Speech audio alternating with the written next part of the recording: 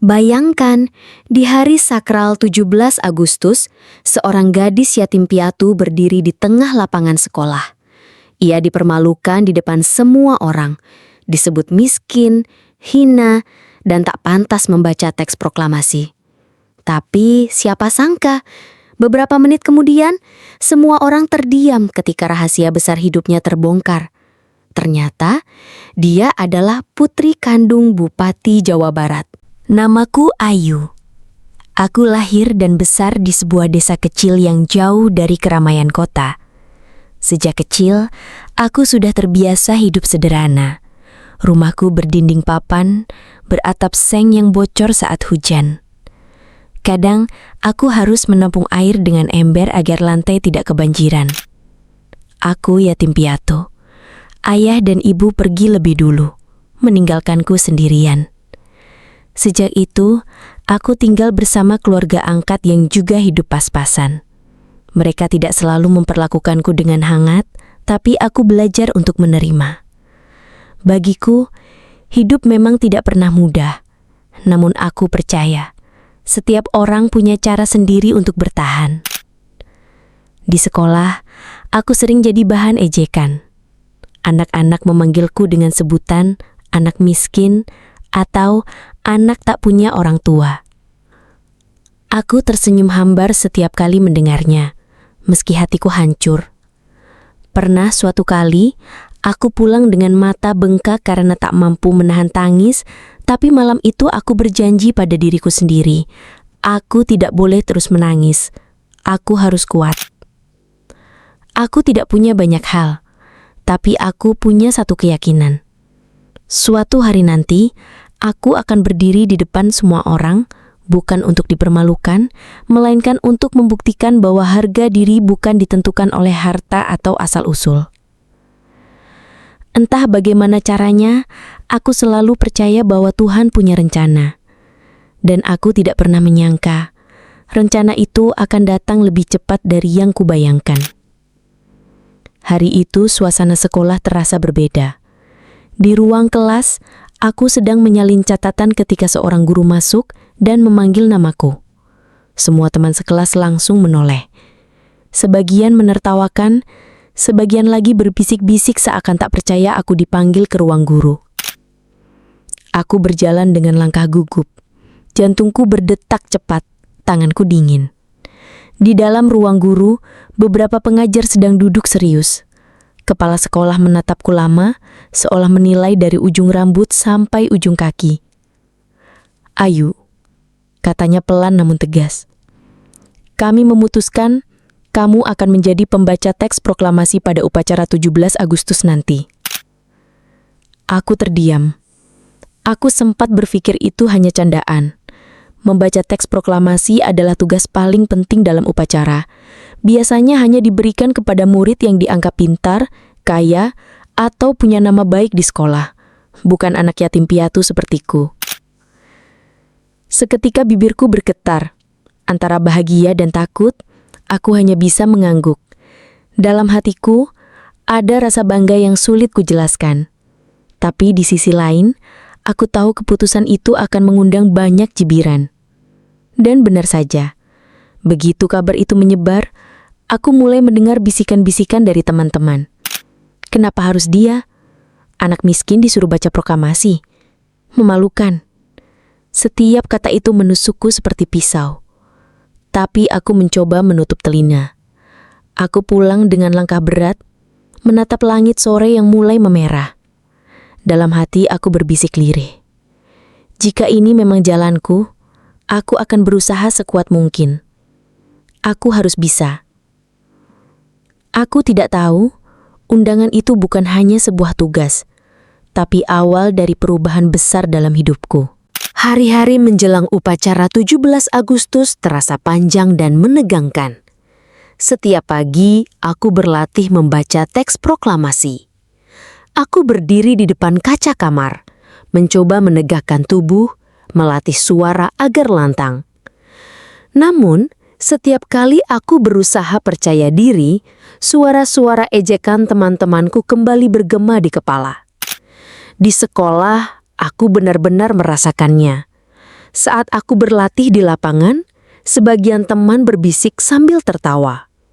Ada yang pura-pura menirukan caraku membaca dengan nada merendahkan. Ada juga yang berkomentar lantang. Jangan-jangan upacaranya gagal gara-gara dia. Aku menunduk, pura-pura tidak mendengar. Tapi hatiku perih. Yang paling membuatku goyah adalah sikap kepala sekolah. Di hadapan guru-guru lain, beliau berkata dengan nada datar, "Kita lihat saja nanti. Semoga anak desa ini tidak membuat malu sekolah." Kalimat itu menamparku keras. Aku menahan air mata saat pulang sekolah. Di perjalanan, aku bertanya-tanya pada diriku sendiri. Apakah aku memang tidak pantas berdiri di sana? Namun ketika malam tiba, aku membuka kembali teks proklamasi. Aku membaca perlahan, mengulang hingga puluhan kali.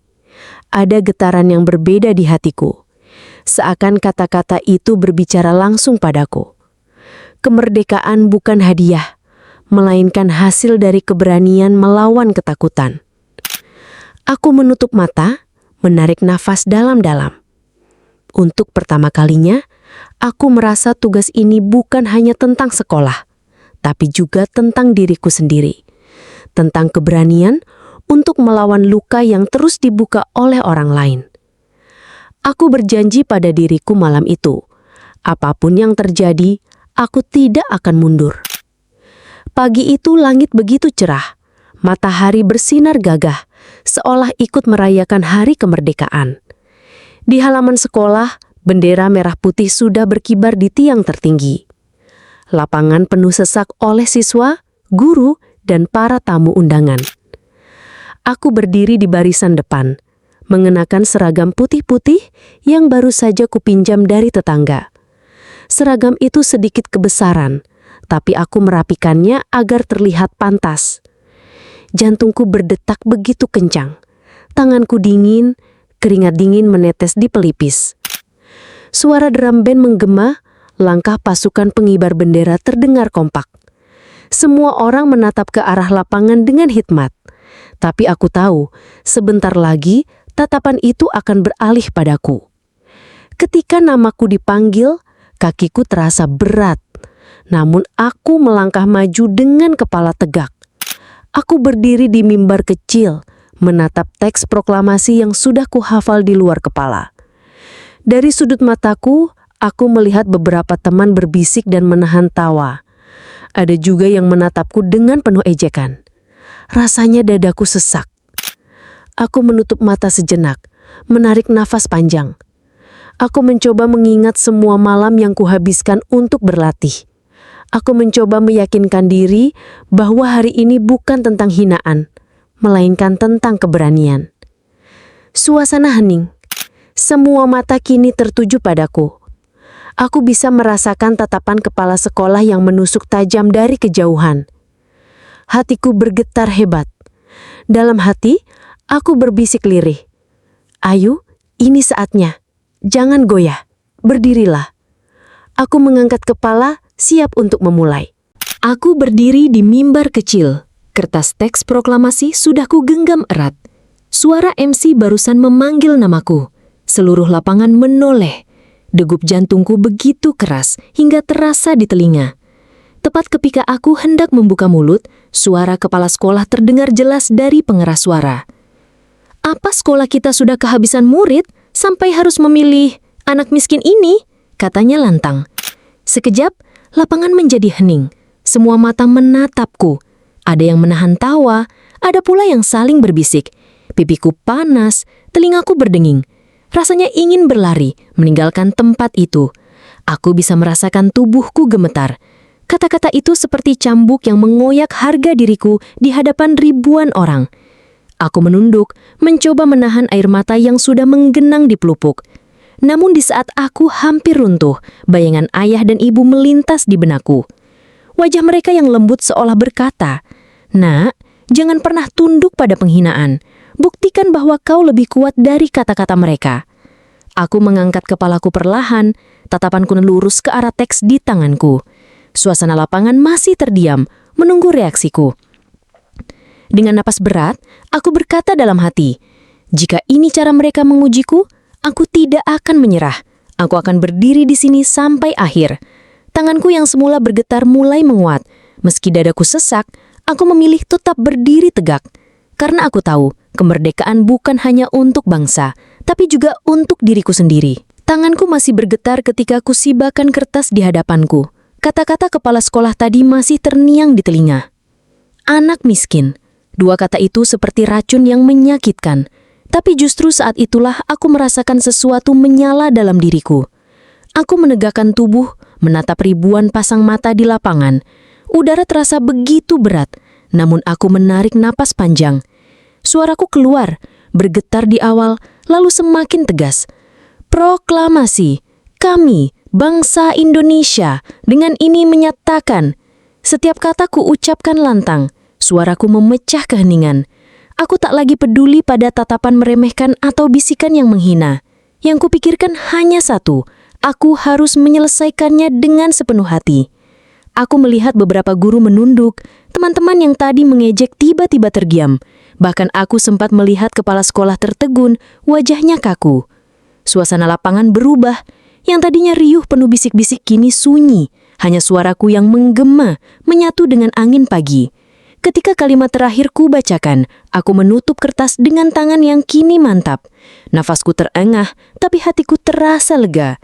Sejenak, tidak ada yang bersuara. Lalu, tepuk tangan bergemuruh dari barisan paling belakang. Perlahan merambat ke seluruh lapangan, hingga semua orang berdiri memberi tepuk tangan. Air mataku jatuh tanpa bisa aku tahan. Bukan karena sedih, tapi karena akhirnya aku berhasil membuktikan pada mereka, terutama pada diriku sendiri, bahwa aku pantas berdiri di sini. Setelah tepuk tangan itu mereda, suasana lapangan kembali hening. Namun kali ini berbeda. Hening yang kurasakan bukan lagi karena ejekan, melainkan karena semua orang terpaku pada apa yang baru saja terjadi. Aku berdiri di mimbar kecil dengan mata berkaca-kaca. Nafasku masih naik turun, tapi tubuhku terasa lebih ringan. Aku memandang ke arah bendera merah putih yang berkibar gagah, dan entah kenapa, untuk pertama kalinya, aku merasa benar-benar merdeka. Di barisan siswa, banyak wajah yang semula mengejek kini menunduk. Ada yang terdiam kaku, ada pula yang pura-pura sibuk menatap tanah. Aku bisa melihat rasa malu di mata mereka. Aku menoleh sekilas ke arah kepala sekolah. Wajahnya pucat, rahangnya mengeras, namun matanya tampak goyah. Seakan kata-katanya sendiri tadi kini berbalik menusuk dirinya. Air mataku menetes perlahan. Aku tidak ingin menangis, tapi rasa lega itu begitu besar. Selama ini aku hidup dalam bayang-bayang hinaan, dan hari ini aku berhasil melawannya. Tiba-tiba, suara mikrofon kembali hidup. Kepala sekolah mencoba berkata sesuatu, tapi suaranya bergetar, tak sekuat biasanya. Baik, terima kasih. Hanya itu yang bisa ia ucapkan. Aku menunduk dalam-dalam, memberi hormat. Suasana tetap sunyi, seolah semua orang sedang merenungkan apa arti kemerdekaan sesungguhnya. Dan saat itulah, aku mulai merasakan sesuatu akan terjadi. Sesuatu yang lebih besar dari sekadar upacara. Upacara hampir selesai ketika tiba-tiba terdengar suara sirene mobil dari arah gerbang sekolah. Semua kepala menoleh, beberapa kendaraan berhenti di halaman, dan dari sana turun rombongan pejabat dengan pakaian resmi. Aku berdiri kaku, jantungku berdegup semakin cepat.